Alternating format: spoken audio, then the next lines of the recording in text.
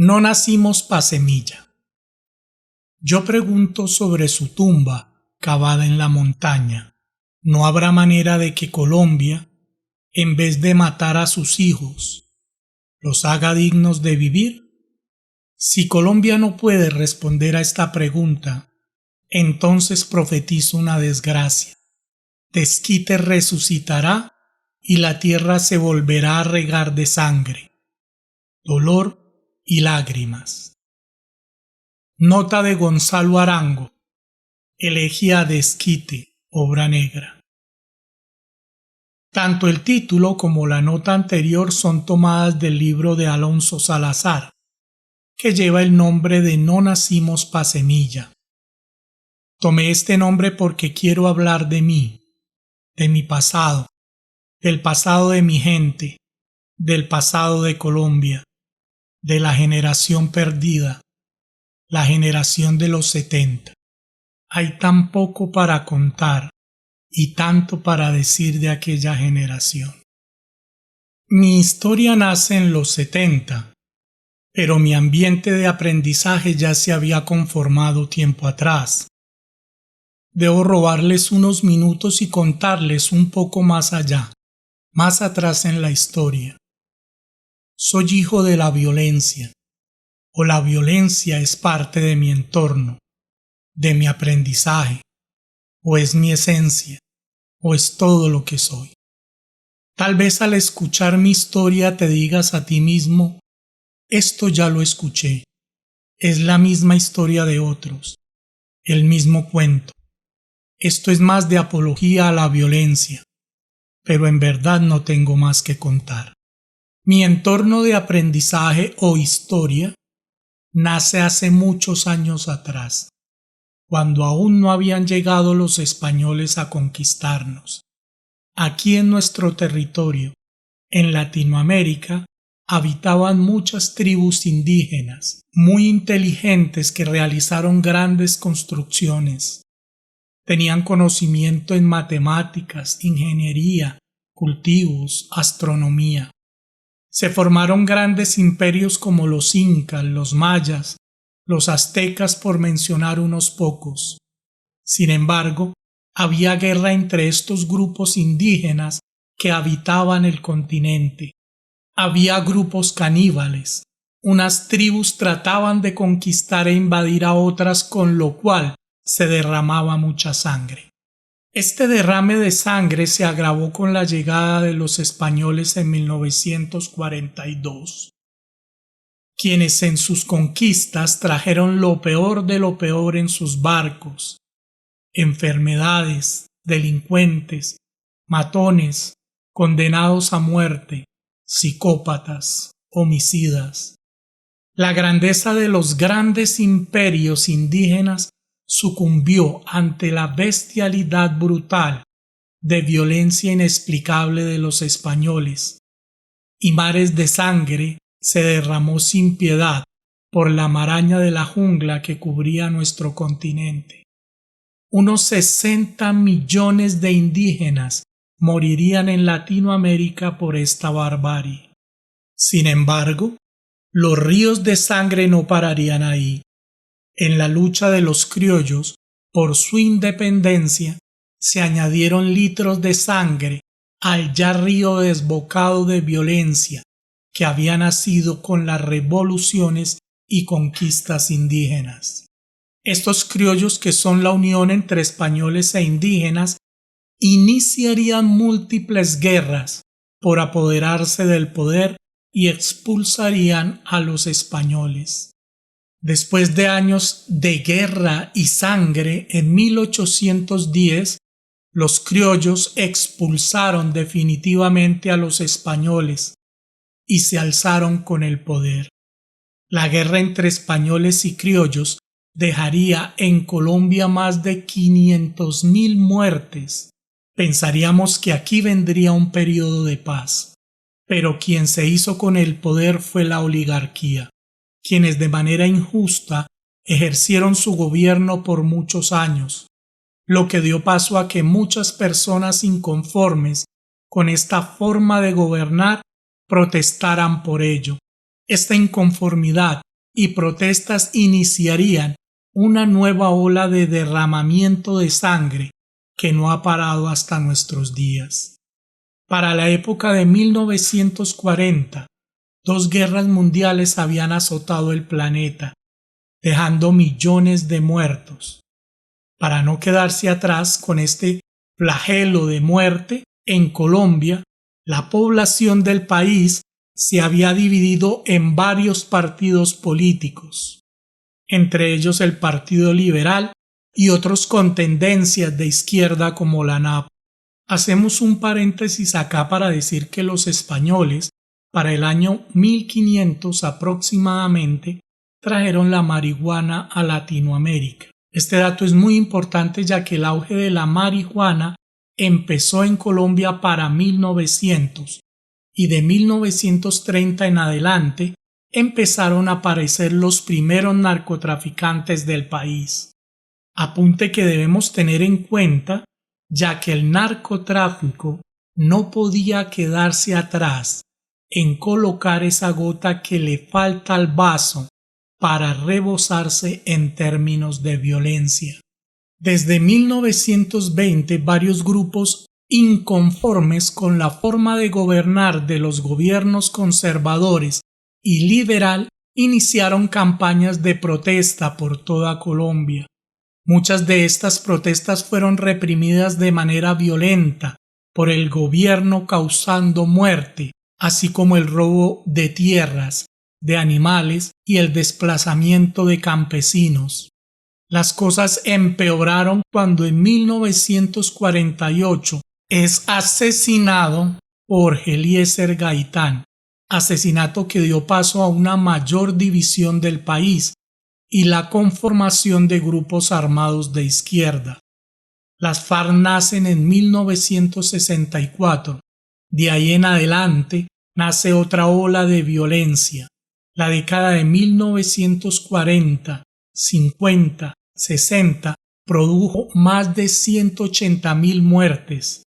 Para 1970, que es la época en que nací, se había desatado una violencia contra la población campesina, provocando desde esa fecha un desplazamiento de más de 9 millones de personas en Colombia hasta nuestros días.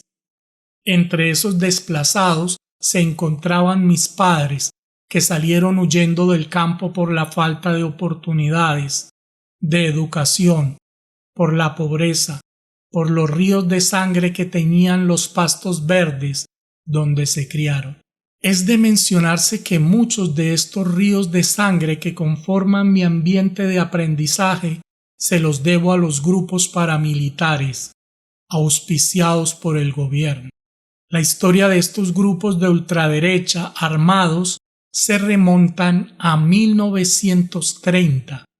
Se encuentran en la vieja práctica de las élites colombianas de utilizar la violencia para obtener y mantener sus propiedades y sus privilegios en convivencia con el Estado. Los antecedentes más cercanos se encuentran en los grupos que surgieron en la violencia de los años 40 y 50, cuando grupos privados, como los denominados pájaros, operaron con el apoyo y la complicidad de las autoridades.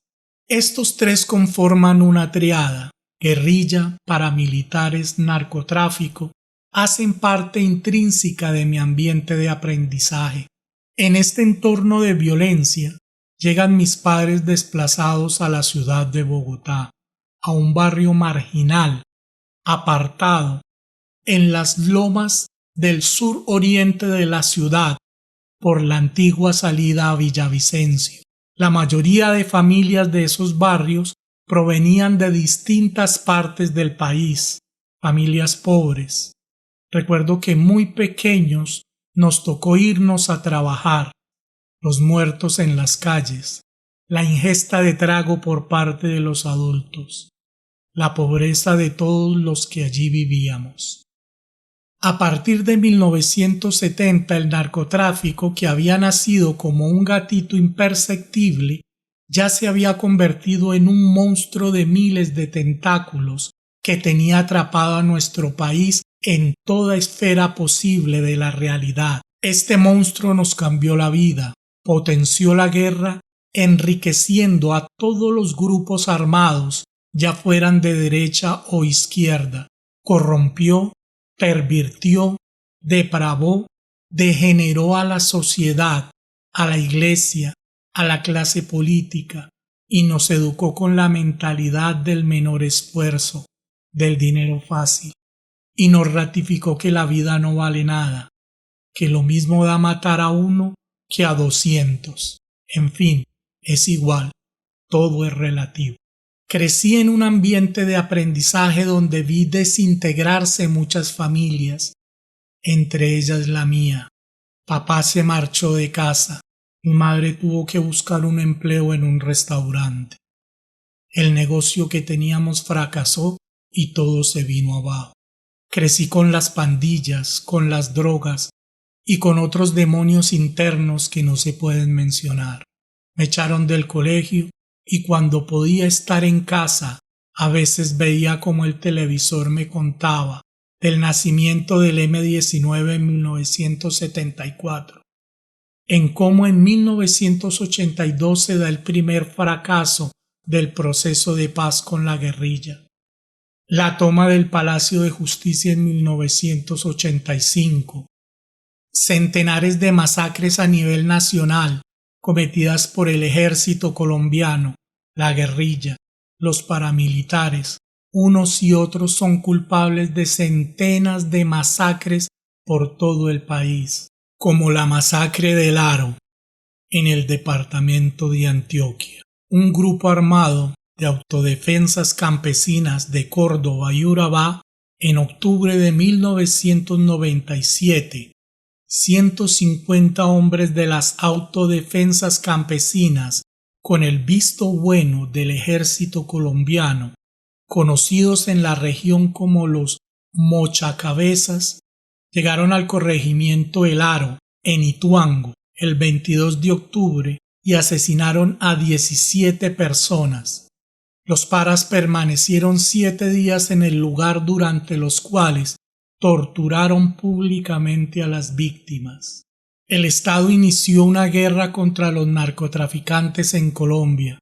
Estos grupos delincuenciales, divididos en carteles, como el Cartel del Valle, el Cartel de Medellín, llenaron el país de más sangre y dolor. Carros bomba que explotaban por todas partes, dejando miles de muertos, asesinatos selectivos de policías, secuestros, extorsión, muerte y más muerte que producía pobreza, desplazamiento, falta de oportunidades, creando el caldo de cultivo para un fenómeno sin precedentes, la organización de jóvenes en decenas de bandas armadas que aterrorizaron primero a sus vecindarios y luego al país. Un fenómeno que creció sin que la sociedad y el Estado se diera por enterados, que solo vino a alertar al país cuando jóvenes brotados de esas barriadas pobres se convirtieron en instrumento del paramilitarismo y el narcotráfico para realizar magnicidios y diversas acciones de terror, como nos cuenta Alonso Salazar en su libro No nacimos pa' semilla. De algunas de esas pandillas yo hice parte hasta mi adolescencia, y muchos de mis amigos que hicieron parte de esas pandillas, por no decir que todos, ya están muertos. Toda esta violencia sin sentido desdibujó los límites de lo real y lo irreal, mostrando un profundo deterioro del sentido de la vida, un conflicto en Colombia que ha costado la vida de más de 9 millones de personas, entre ellos mi padre, quien fue asesinado de la manera más vil y atroz. Hay tantas cosas aún por decir, pero pocos oídos receptivos que quieran escuchar estas historias de violencia que nos ha tocado a todos. Para terminar, hago mías las palabras de Macrol el Gaviero, personaje de la novela La nieve del almirante de Álvaro Mutis. Siempre me ha sucedido lo mismo. Las empresas en las que me lanzo tienen el estigma de lo indeterminado, la maldición de una artera mudanza. Y aquí voy, río arriba, como un necio, sabiendo de antemano en lo que irá a parar todo, en la selva, en donde nada me espera, cuya monotonía y clima de cueva de iguanas me hace mal y me entristece. Me intriga sobremanera la forma como se repiten en mi vida estas caídas, estas decisiones erróneas desde su inicio, estos callejones sin salida cuya suma vendría a ser la historia de mi existencia. Una fervorosa vocación de felicidad constantemente traicionada, a diario desviada y desembocando siempre en la necesidad de míseros fracasos, todo por entero ajenos a lo que, en lo más hondo y cierto de mi ser, he sabido siempre que debería cumplirse si no fuera por esta querencia mía hacia una incesante derrota. ¿Quién lo entiende?